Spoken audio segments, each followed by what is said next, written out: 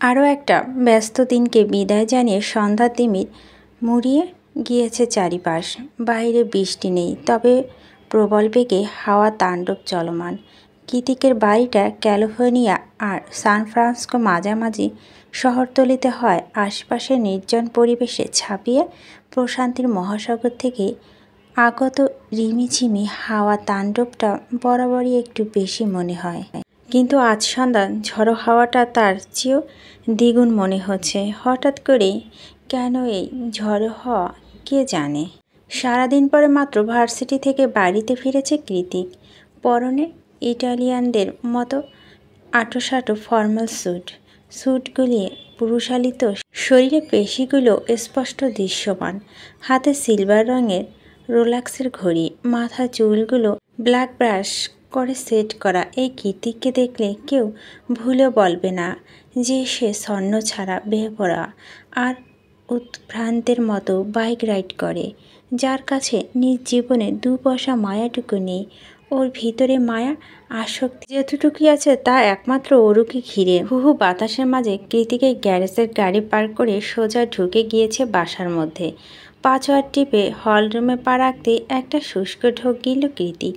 পুরো বাড়ি অন্ধকারে ছেয়ে আছে। কোনোরূপ মানুষের আওয়াজ নেই, একটা নিঃশ্বাসের শব্দ নেই। তাহলে অনু ওরা কোথায়? সকালেই তো কৃতিক অরুকে বাড়িতে দেখে গিয়েছিল, তাহলে এখন কোথায়?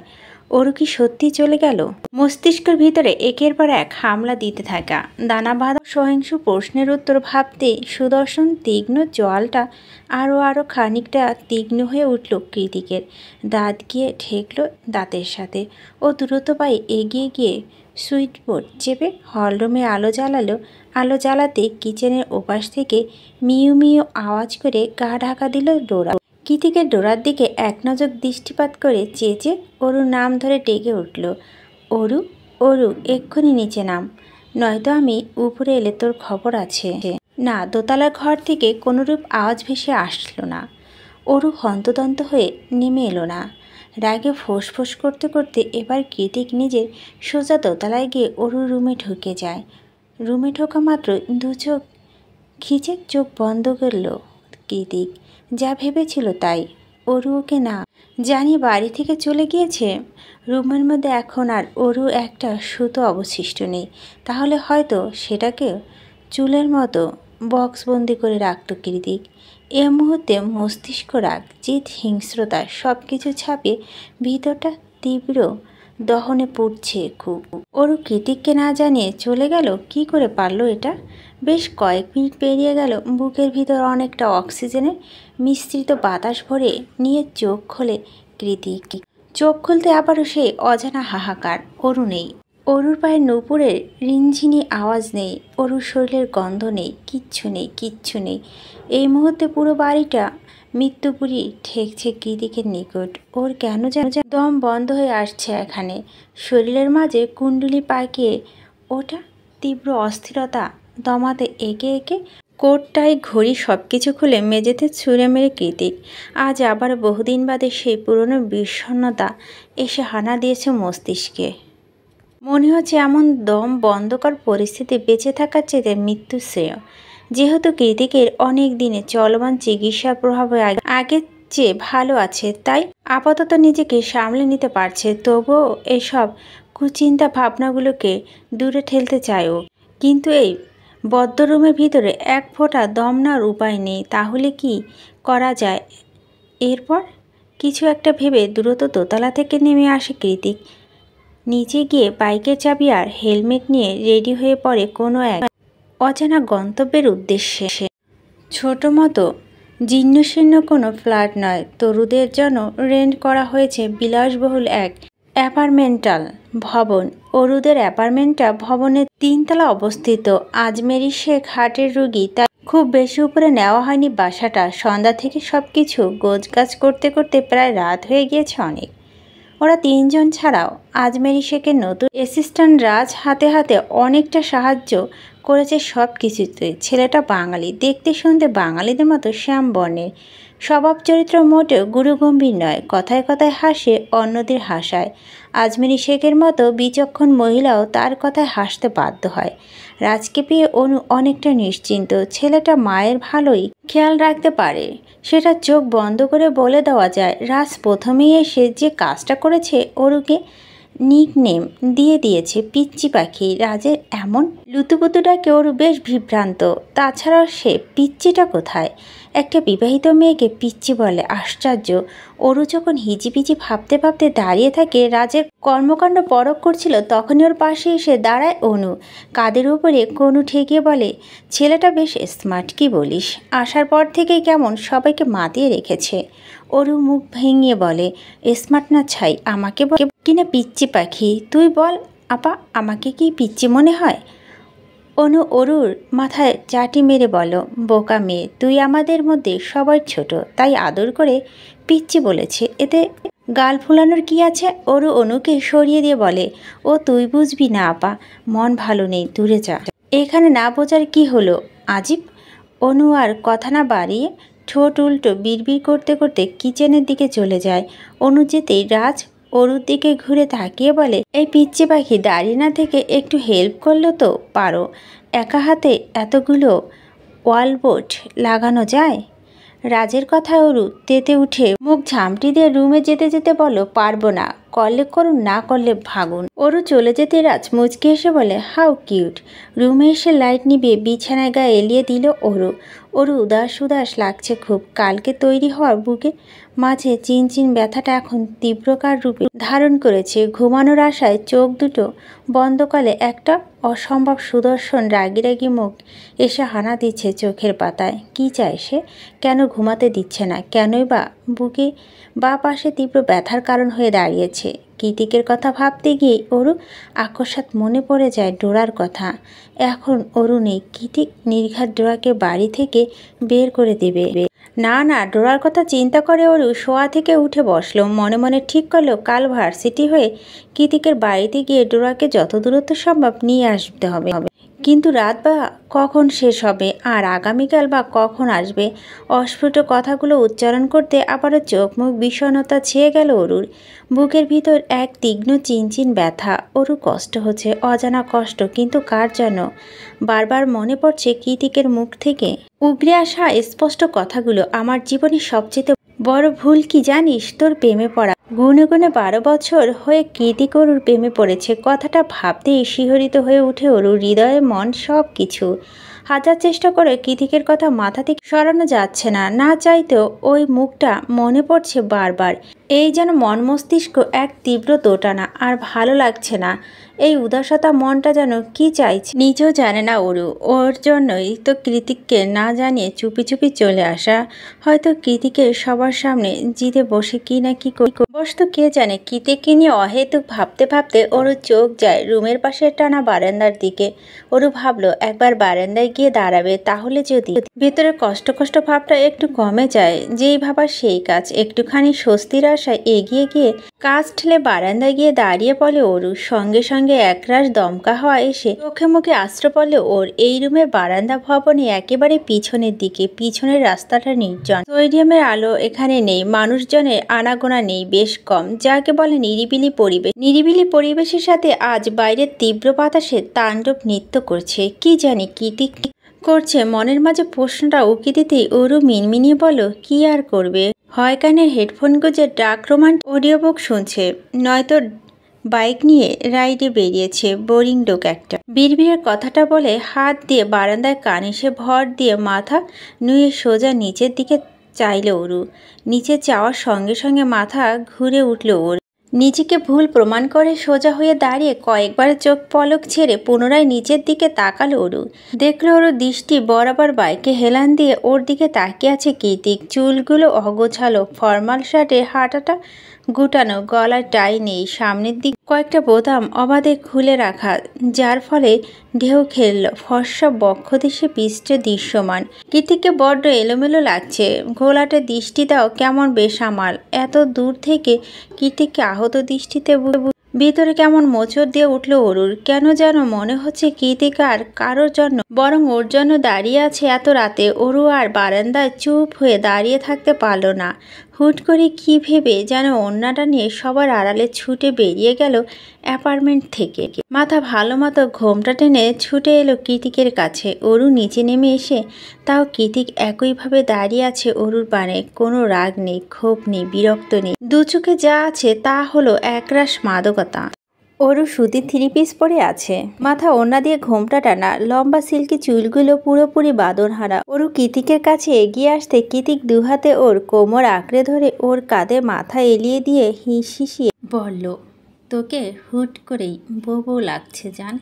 কৃতিকের কথা স্পষ্ট নয়, মাথাটা কেমন টলছে, মুখ দিয়ে অ্যালকোহলের বিশ্রী গন্ধ বের হচ্ছে। অরু চোখ মুখ কুচকে বলো, আপনি অ্যালকোহল বাইক রাইড করেন, এত দূরে চলে এসেছেন? কৃতিক হ্যাঁ সূচক মাথা নাড়ল।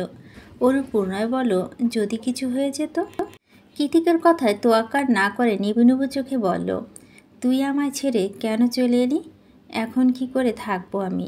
একটু তো চোখের সামনে দেখতাম, সেটাও তো মাকে সহ্য হলো না। অরুর কাছে কৃতিকের এই রূপ পুরোপুরি নতুন। ও কখনো কৃতিককে এমন নরম সুরে কথা বলতে শোনেনি। আজই প্রথমবার কৃতিককে বলা প্রত্যেকটা কথা অরুর শরীরে কাঁপন ধরিয়ে দিচ্ছে ঠিকই, কিন্তু বুকের মাঝে জমতে থাকা সেই তীব্র চিনচিন ব্যথাটা হুট করে কেমন উড়ে গিয়েছে, পাছে এসে ভর করছে অজানা এক প্রশান্তি। কী নাম দেওয়া যায় এই প্রশান্তির জানা নেই অরুর। অরু চুপ হয়ে দাঁড়িয়ে আছে। কৃতিকের অরুর ওড়নাতে নাক ঘষে দুহাতে ওর আর খানিকটা কাছে টেনে বলো, হার্টবিট, ফিরে চল আমার সাথে, তুই তো আমার, তোকে ছাড়া থাকতে কষ্ট হচ্ছে তো, বল যাবি? কৃতিকের প্রশ্নে কোনো উত্তর নেই অরুর কাছে। সে তো এখনও কৃতিকের নতুন রূপে আবিষ্কার করায় ব্যস্ত। এ কোন কৃতিকে দেখছেও। অরু যখন কৃতিকের বাহু ধরে দাঁড়িয়ে কৃতিককে নিয়ে হাজারো চিন্তায় বিভোর, তখনই কানে ভেসে আসে অনুর গলা কর্কশ আওয়াজ। উপর থেকে হাঁক পেরে পেরে ওকে ডাকছে অনু। বারবার বলছে, রাতের বেলায় কোথায় গেল মেয়েটা? রুমে দাঁড়িয়ে অনু ডাকছে। বুঝতে পেরে অরু নিচে মাথা ঘোমটা আরও ভালো করে টেনে দিয়ে কৃতিককে উদ্দেশ্য করে বলে, মোবাইল কোথায় আপনার? মোবাইল দিয়ে কি দরকার আছে দিন। কৃতিক অরুর ওড়নাটা নাক ঘষতে ঘষতে বলো, পকেটে মনে হয়। কৃতিক ঢলছে, তাই অরু নিজের ওর পকেট থেকে মোবাইলটা বের করে কল দিল প্রত্যয়ের নাম্বারে। প্রত্যয় ফোন রিং করে ওপাশ থেকে কিছু বলার আগে অরু এক নিঃশ্বাসে বলল, ওনাকে না মানে কৃতিক ভাইয়া আমাদের বাসার সামনে থেকে নিয়ে যায়, উনি ড্রাঙ্ক হয়ে আছে। প্রত্যয় চমকে গিয়ে বলল, কি বলছো, কোথায় আছে ভাই? অরু মিনমিনে বলো, আমাদের নতুন বাসার পেছনের রাস্তায়। প্রত্যয় হ্যাঁ সূচক মাথা নাড়িয়ে বলো, ও এটা আমি এক্ষুনি আসছি। প্রত্যয় কল কাটার আগে অরু একটু আগ বাড়িয়ে বলো, ইয়ে ভাইয়া আপাকে কিছু বলবেন না দয়া করে। প্রত্যয় একটা দীর্ঘশ্বাস ছেড়ে জানায়, যদিও বা কৃতিক ভাই এসব পরোয়া করে না, তবুও তুমি যখন বলছো তখন বলবো না। অরু স্বস্তির নিঃশ্বাস ছেড়ে ফোন কেটে দিয়ে কৃতিককে বলো, আপনি থাকুন, আমি আসছি। আপা তখন থেকে ডাকছে, দেখে ফেললে সর্বনাশ হয়ে যাবে। কৃতিক এদিক ওদিক মাথা নাড়িয়ে ঘোর আপত্তি জানিয়ে বলে, উফ, কোথাও যাবি না, তুই আমার সাথে ঘুমাবি এখন, ঠিক সেই রাতের মতো তোকে বুকের মধ্যে নিয়ে ঘুমাবো আমি। কৃতিকের কথা অরু মনে মনে বলো, আপনি স্বাভাবিক থাক, এমন আচরণ করবেন না কেন বলুন তো? এমন ব্যবহার করলে তো আমি কবেই আপনার প্রেমে পড়ে যেতাম। নতুন সূর্য উদয় হয়েছে ধরণীতে। কৃতিকদের বাড়িটা যেমন পুরোপুরি নির্জন নিরিবিলি। ঘুম থেকে উঠল মন হয় মৃত্যুপুরী। এখানে মোটেও তেমনটা নয়। সকাল সকাল বেশ ভালোই গাড়ি ঘোড়া, মানুষজন, শোরগোল শোনা যায়। নতুন পরিবেশ, তাই খুব সকাল সকালই ঘুম ভেঙেছে অরুর। ঘুম ভেঙেছে কথাটা অবশ্য পুরোপুরি মিথ্যে। কাল রাতে এক ফোঁটাও ঘুম হয়নি অরুর। সারা রাত এপাশ ওপাশ করে কাটিয়ে দিয়েছে, আর এখন ঘুম থেকে উঠে রেডি হচ্ছে ভার্সিটিতে যাওয়ার উদ্দেশ্যে। রেডি হয়ে বের হওয়ার সময় মায়ের হাজারটা প্রশ্নের উত্তর দিতে হয়েছে ওকে। কোথায় যাচ্ছ, কখন ফিরবে, কত দূর ভার্সিটি, আর কত কি। প্রথম তো স্বয়ং রাজকে বুঝিয়ে দিতে চেয়েছিল কাদের মধ্যে, পরে অবশ্য কোনো মতে কথা কাটিয়ে বেরিয়ে এসে অরু অ্যাপার্টমেন্ট থেকে বেরিয়ে মেট্রো ধরে সোজা ভার্সিটিতে যাওয়া যায়। কিন্তু আজকে তো মঙ্গলবার, কৃতিক ক্লাস নেই, সেটা মনে করতে ওরও পিছু পা হাঁটে আর ভার্সিটিতে যাওয়ার ইচ্ছে নেই ওর, বরং উল্টো পথে গিয়ে ট্যাক্সি ধরে বেরিয়ে পড়ে ওর চেনা গন্তব্যের উদ্দেশ্যে। চেনা পরিচিত অত্যাধুনিক ডুপ্লেক্স বাড়িটার সামনে দাঁড়িয়ে আছে ওরু। সকাল সকাল যেন আত্মবিশ্বাস নিয়ে এখানে এসেছিল। বাড়ির মধ্যে ঢুকতে ঢুকতে সে আত্মবিশ্বাস কপ্পুলের মতো কেমন হাওয়া হয়ে গিয়েছে এই মুহূর্তে।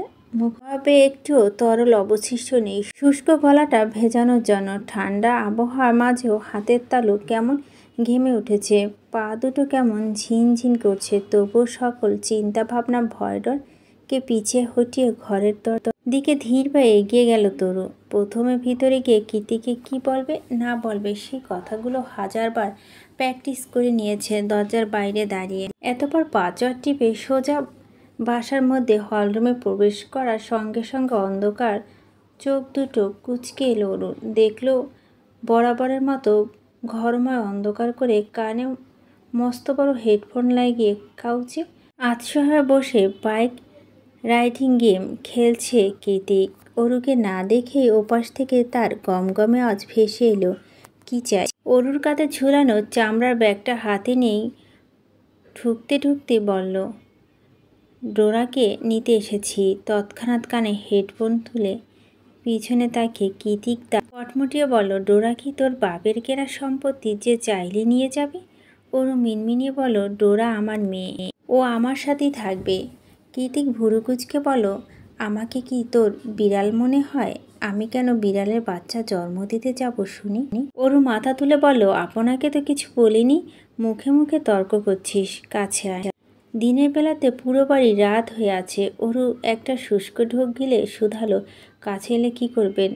আমার যা খুশি তাই করব। এখন চুপচাপ কাছে আসবি নাকি আমি উঠে টেনে হিসড়ে থাপ্পড় দিয়ে কাছে টেনে আনবো, সেটা তোর ইচ্ছে। Depends on you. এই বলে আবারও পিছনে খুলল কীর্তিক। ওরু অজানা এক বিশ্বাস কীর্তিক ওকে কাছে গেলে কিছুই বলবে না। সে বিশ্বাস থেকে পা টিপে টিপে কীর্তিকের কাছে গিয়ে গেল ওরু। ওর পাশে এসে দাঁড়াতেই কীর্তিক পুনরায় হুকুম করলো, পাশে বস। ওরু তাই করলো। চুপচাপ কীর্তিকের থেকে দূরত্ব বজায় রেখে পাশে গিয়ে বসলো। ওরু বসেছে কি বসেনি, তৎক্ষণাৎ ওর কোলের উপর মাথা দিয়ে শটান শুয়ে পড়ল কীর্তিক। কীর্তিকের এমন আকস্মাৎ কাণ্ডে তরু নড়াচড়া বন্ধ হয়ে গেল। এতক্ষণ ধরে ছোট্ট মেধি পেটটা শ্বাস প্রশ্বাসের তালে তালে যে ওঠানামা করতো সেটাও পুরোপুরি বন্ধ। ওরু এমন স্ট্যাচু হয়ে আছে দেখে কীর্তিক চোখ খুলে ওর মুখের দিকে তাকিয়ে বলো, কিরে শ্বাস করছিস না কেন?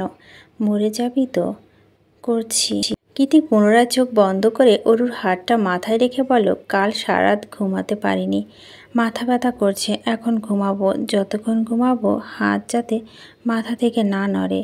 কীর্তিকের কথা অরু খুব বেশি অস্থির হলো না। ওর মাথা আলতো হাত বুলিয়ে দিতে দিতে অরু ঠোঁট চেপে হেসে মনে মনে বলল, কাল রাতে যা পাগলামি করেছেন তাতে মাথা ব্যথা হওয়ারই কথা। অরুর হাতে স্নিগ্ধ পরশে কীর্তিকের ঘুমের বেশে পাড়ি জমাতে জমাতে হাঁচকি স্বরে বলল, অরু কীর্তিক এবার উপরে হয়ে শুয়ে বলল, তুই পুরোপুরি আমার হয়ে যা। বিলিভ মি, আমি তোকে মাথায় করে রাখবো, একটু বকবো না, একটু মারবো না। কীর্তিকের করা অস্পষ্ট স্বীকারোক্তি আদৌ কি অরু শুনছে কি শুনলি কে জানে। মায়ের মাথায় বিলি কেটে তেল মালিশ করে দিয়ে মাকে ঘুম পাড়িয়ে মাত্র রুমে এসেছে অনু। রুমে আসা মাত্র অনু দেখতে পায় ভাইব্রেট মুডে থাকা ফোনটা সেই তখন থেকে কেঁপে কেঁপে উঠছে। অনু এগিয়ে গিয়ে ফোন কানে তুলতেই প্রত্যয় অসহায় সুরে বলো, তোমাকে দেখতে ইচ্ছে করছে অনু। অনু মৃদু হেসে বলো, কি করে দেখবে? এখন তো আর হসপিটালে যেতে হয় না। ক্যাফে জবটা মায়ের ভয়ে ছেড়ে দিয়েছি। মা এসব একদম পছন্দ করে না। প্রত্যয় ত্যক্ত হয়ে বলো, আমি তোমাকে দেখতে চাই। ব্যাস, কীভাবে দেখা করবে সেটা আমি জানি না। অনু একটু ভেবে বলো, দেখি গ্রোসারির কথা বলে বের হতে পারি কিনা, পারলে জানাবো আপনাকে, নয়তো সাথে করে অরুকে ধরিয়ে দেব মা। প্রত্যয় হেসে জবাব দিল, নো প্রবলেম। মনে মনে বলো, ভাইকে ম্যানেজ করে নিয়ে আসতে পারলেন।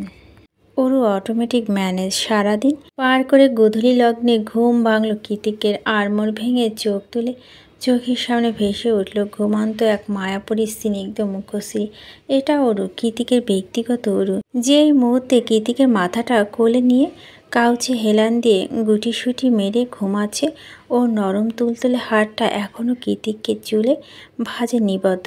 আজকাল অরু একটু একটু আত্মসমর্পণের বেশ খুশি কৃতিক।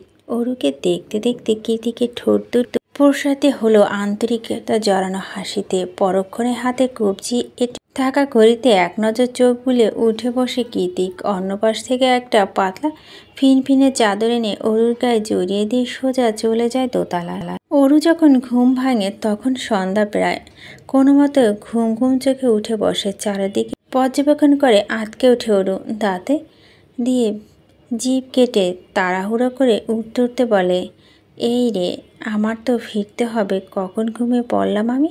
উঠে দাঁড়িয়ে হাতের ঘড়িটার সময় দেখতে দেখতে অরু চোখ যায় কিচেন কাউন্টারের দিক। সেখানে বসে বসে কফি পান করছে কৃতিক। তার পরনে লেদার জ্যাকেট আর ব্ল্যাক ডেমিং।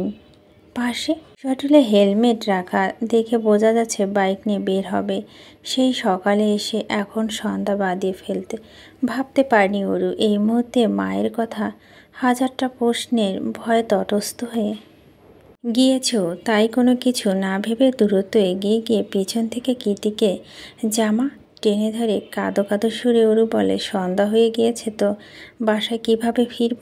কৃতিক নির্লিপ্ত কণ্ঠে জবাব দেয়, ফিরতে হবে না, থেকে যা, মজা করবেন না, আমাকে যেতে হবে, মা আছে তো, আমার ম্যাচ আছে, প্রত্যয় কল দিয়ে আসতে বলেছি, ও তোকে নিয়ে যাবে। কৃতিক গিয়ে আসবে না শুনে অরু কি একটু অভিমান হলো না? হলো তো বটে, তবুও বাচ্চার মতো কৃতিকের জ্যাকেট টানতে টানতে বলো, কখন আসবে সে? আমাকে এক্ষুনি ফিরতে হবে। কৃতিকের এবার অরুকে নিজে থেকে ছাড়িয়ে বলো, কতবার বারণ করেছি আমার কাছে আসবি না, আমাকে ধরবি না, কথা শুনিস না কেন? কৃতিকের কথায় অরু তেতে উঠে ঝাঁস নিয়ে বলো, কেন বারণ করছেন? আমার শরীর কি নোংরা লেগে আছে? কৃতিক এবার উঠে দাঁড়িয়ে অরুর দিকে এগোতে এগোতে বলল, তোর শরীর কি লেগে আছে সেটা কেবল আমি জানি। কৃতিকের হঠাৎ করে পরিবর্তন হয়ে যাওয়া গলার আওয়াজ খানিকটা ভরকে গেল অরুর। মাথা উঁচু করে এক নজর কৃতিকের দৃষ্টি পরখ করে। ওর এগিয়ে আসা তালে তালে পেছাতে পেছাতে শুষ্ক ঢোক গিলে অরু শুধায়, কফি লেগে আছে? কৃতিকের বাঁকা হেসে বলো, এভাবে পিছিয়ে যাচ্ছিস কেন? অরু কাঁপা কাঁপা কণ্ঠে জবাব দিল, আপনি এগোচ্ছেন তাই ভয় করছে। নিজের স্বামীকে এতটা ভয় পেলে হবে? কৃতিকের মুখে স্বামী শব্দটা শোনার সঙ্গে সঙ্গে অরুর পিঠ গিয়ে ঠেকল কাচের দেওয়ালে। কৃতিকের ধীর পায়ে অরু খুব কাছে এগিয়ে এসে ওকে একটানে ঘুরিয়ে দিল। অরু এখনও কাচের দেওয়ালের সাথে সিটিয়ে আছে। তীব্র হৃদয়স্পন্দর তালে ক্রমাগত ওঠানামা করছে ওর ছোট্ট নারী দেহটা। কৃতিক এক হাতে অরুর রেশমের মতো লম্বা চুলগুলো পিঠ থেকে সরিয়ে ঘাড়ের পাশে রেখে দিল। অন্য হাতে দিয়ে একটানে খুলে ফেলল পিঠের ওপর ফুল বানিয়ে বাঁকা টপসের লম্বা ফিতাটা। হঠাৎ করে ফিতে খুলে ফেলায় দরুন জামা গলাটা একেবারে ঢিল হয়ে গিয়েছে। তরুর হাত পা অজানা লাবুডুবে দরুন অবশ হয়ে যাচ্ছে। কোনো এক অদৃশ্য শক্তি বলে, মুখ ফুটে কথা বলার বাক শক্তিটুকু অবশিষ্ট নেই ওর মাঝে। শরীরের তরুণে তরুণে কুণ্ডলি পাকিয়ে ওঠা নারী সত্তার কাছে হেরে গিয়ে চুপচাপ চোখ বন্ধ করে কাছের দেওয়ালের সাথে মিশে দাঁড়িয়ে আছে অরু। কৃতিক ঘোর লাগা চোখে অরুর ফর্সা কামক পৃষ্ঠদেশে তাকে একটা শুষ্ক ঠোক গেল। এরপর এক হাত দিয়ে ওর বাহু চেপে ধরে মুখ বাড়িয়ে দিল পিঠের মাঝে বরাবর। তবে ঠোঁট দিয়ে ঘাড় স্পর্শ করার আগে ওকে মাঝে ধূমকেতু হলকার মতো হঠাৎ জ্বলে উঠে অবাধ্য অনুভূতিকে শিথিল করে দিয়ে দরজা ঠেলে ভিতরে প্রবেশ করে প্রত্যয়। ভাই অরুকে প্রত্যয় ভিতরে প্রবেশ করার সঙ্গে সঙ্গে চুল দিয়ে অরু পিঠটা ঢেকে দিল কৃতিক। এরপর একটা দীর্ঘশ্বাস ছেড়ে গম্ভীর গলায় বলো, তুই গাড়িতে ওয়েট কর, আমি অরুকে পাঠিয়ে দিচ্ছি। প্রত্যয় হ্যাঁ সূচক মাথা নাড়িয়ে দূরত্ব সেখান থেকে প্রস্থান করল। কৃতিক আবারও অরু জামার ফিতে হাত দেয়। এবার অরু সংকুচিত হয়ে পিছনে গিয়ে বলো, কি করছেন? কৃতিক জিভ দিয়ে ঠোঁট ভিজিয়ে আবারও দীর্ঘশ্বাস ছেড়ে বলো, কিচ্ছু করব না, পিছনে ঘোর, ফিতেটা লাগিয়ে দেই, তোর না লেট হয়ে যাচ্ছে। অরু এবার হ্যাঁ সূচক মাথা নাড়িয়ে পিছনে ঘুরে দাঁড়ায়। কৃতিক আলতো হাতে ফিতেটা লাগিয়ে দিতে দিতে বলো, রাতে বারান্দায় আসবি, আমি নিচে ওয়েট করব। অরু আপাতত হ্যাঁ না, কিছুই বলার মতো অবস্থা নেই। গোল গোল গাল দুটো রক্তপা হয়ে মনে হচ্ছে এক্ষুনি ফেটে পড়বে। কান দুটো উষ্ণতায় শিখরে পৌঁছে গিয়ে সেই কখন মুখ তুলে আর কৃতিকের চোখের দিকে চাওয়ার সাহস হলো না ওর। কোনো মতে ব্যাগটা হাতে নিয়ে দৌড়ে বেরিয়ে গেল বাড়ি থেকে। তারপর সোজা গাড়ির মধ্যে। অরু বেরিয়ে যেতে ডোরা কৃতিকের পায়ের কাছে এসে মিউ মিউ লাগিয়ে দিয়েছে। কৃতিক ডোরাকে দেখে উপহাস করে হেসে বলল, তোর মার্কিন তো তোকে না নিয়ে চলে গেল। সেম অন ইউ ডোরা।